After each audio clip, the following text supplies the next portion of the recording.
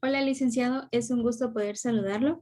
El día de hoy yo le daré lectura a un recuento general, es decir, comentarios y conclusiones de todos los temas que hemos visto durante este semestre en el curso del desarrollo de la competencia comunicativa 2. En primer lugar, nosotros vimos lo que es la importancia de la comunicación. Vemos que la importancia de comunicarnos con otras personas debe ser clara, coherente, la información se debe dar a entender. También es la necesidad de poder comunicarnos mediante la expresión oral. Esto nos sirve como una base para comprender la información y de manera que la información debe ser eficaz y que sea clara. Por número 2, nosotros vimos lo que es el proceso comunicativo.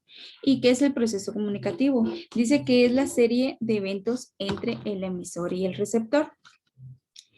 Considera una devolución de mensajes por el cual el receptor se convertirá en el emisor y viceversa.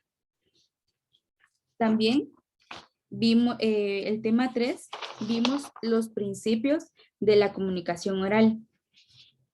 ¿Y qué son los principios de la comunicación oral? Son los que nos ayudan a tener una mejor comunicación y exposición de los temas. Su finalidad de que estos mensajes sean transmitidos entendiblemente. Debemos de tener una estructura para que el mensaje vaya bien ordenado paso a paso.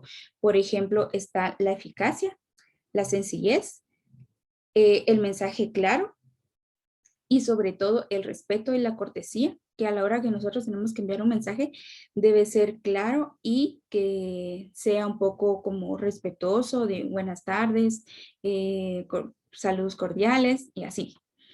El tema 4 son las clases de la comunicación. ¿Y qué son las clases de comunicación? Este tema se divide en varios subtemas. Por ejemplo, podemos ver el diálogo, el discurso, la entrevista, el debate. Y las clases de comunicación nos ayudan a nosotros tener una mejor expresión. Por ejemplo, los 4 subtemas son temas muy diferentes, pero me voy a basar al debate. Por ejemplo, el debate es una serie de que nosotros tenemos que estar discutiendo un tema. Unos van a estar a favor, otros van a estar en contra. Se va a hacer una base de diálogo, pero eso sí, nosotros tenemos que guardar mucho respeto a las opiniones de los demás y tener claras las ideas, ya sea lo negativo y positivo, pero debe ser una forma de dialogar muy respetuosa. Como tema número 5, vimos el seguimiento de instrucciones. ¿Y qué es el seguimiento de instrucciones? E incluso lo puedo decir que tanto como desde la niñez hasta los adultos, tanto como yo, vemos que a veces no comprendemos los seguimientos de instrucciones, nos dicen algo y nosotros resultando haciendo otra cosa, pero eso nos pasa por no comprender a la lectura. Y entonces, ¿qué quiere decir eso? Que nosotros debemos de practicar, leer más, para completar las series de instrucciones, pero que sean correctamente. El tema número 6, vimos lo que es el lenguaje figurado. ¿Y qué es el lenguaje figurado? Son las palabras que se utilizan con un sentido diferente literal. O sea, viendo las figuras retóricas, por ejemplo, la hipérbole, la metáfora, la animalización, la onomatopeya. Por ejemplo, le daré, por ejemplo, cuando uno dice salud, entonces uno hace achi, achi, dice. Entonces, ese breve ejemplo que acaba de dar pertenece al grupo de onomatopeya. Y así son las figuras retóricas. Cada figura tiene su diferentes palabras. Ahora, por el tema número 7, vimos lo que es la predicción y el pronóstico de la lectura. ¿Y qué es la predicción y el pronóstico de la lectura? Es la predicción, el lector le permite saber al final de la historia, es como la lógica explicación de algún documento leído. es algún significado relacionado a algún tema. Yo le puse, pues yo lo que comprendí fue que la predicción va naciendo de las preguntas que el lector realiza respecto al texto leído para anticipar lo que va a suceder. Cuando hablamos de la anticipación, nos referimos a las palabras o categorías sintácticas como el sustantivo, el verbo, etc. Como tema número 8, vimos lo que es la comprensión lectora. ¿Y qué es la comprensión lectora? Es comprender, analizar la lectura de un texto. Es para comprender lo necesario. Es comprender lo necesario y realizar numerosas tareas. Por ejemplo, el cerebro nos indica qué es lo que vamos a realizar. Desde que nosotros vemos un texto podemos comprender de qué tema se va a tratar. Por ejemplo, si nosotros leemos algo sobre una noticia, desde el primer párrafo nosotros nos vamos a dar cuenta sobre qué es la noticia, sobre qué va relacionado a la noticia. Entonces, eso es comprender el texto desde primero. Como tema número 9, pudimos ver el reconocimiento de los textos argumentativos. Y el reconocimiento de los textos argumentativos, su finalidad del autor puede ser probar o demostrar una idea. Refutar es refutar la contraria con los hechos, pruebas o datos que van estructurados a través del razonamiento del autor.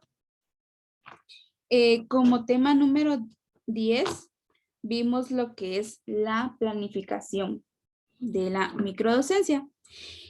¿Y qué es la planificación de la microdocencia? Es la que nos permite la efectividad del proceso de aprendizaje. Es decir, que nosotros como docentes debemos de planificar antes antes de ejecutar una clase, porque la planificación nos ayuda a tener paso por paso cómo vamos a estructurar el tema. También tienen que ir indicadores de logro, cuáles son nuestros objetivos para que el estudiante aprenda. ¿Qué objetivos nosotros tenemos para los estudiantes? También podemos poner las actividades, sus tareas, sus procesos declarativos, procedimentales. Todo eso es la planificación y bueno, con la finalidad de que sea estructurada bien la clase. Como tema número 11, vimos lo que es escribir mejor. ¿Y qué es escribir mejor? Dice que escribir mejor ha tomado un papel protagónico de la comunicación. Escribir el texto bien, sin faltas de ortografía, se presenta como un beneficio y como una necesidad básica que no se debe de pasar por alto. Si no escribir bien, demostramos una buena imagen positiva.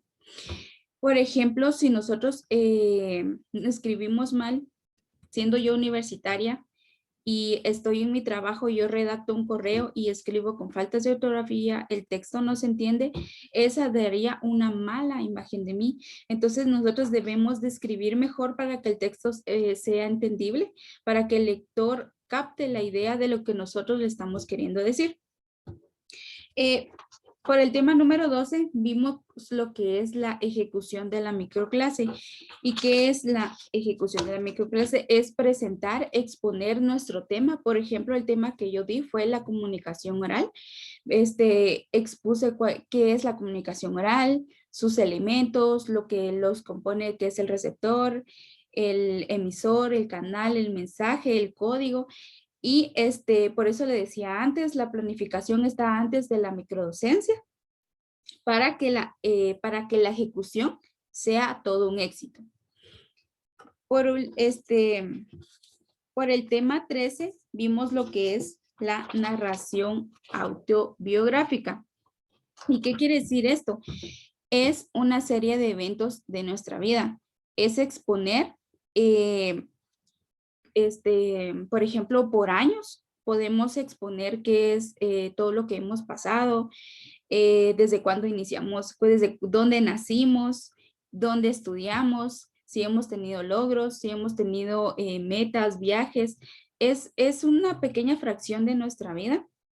Por eso es una narración autobiográfica. Es sobre mi propia vida personal.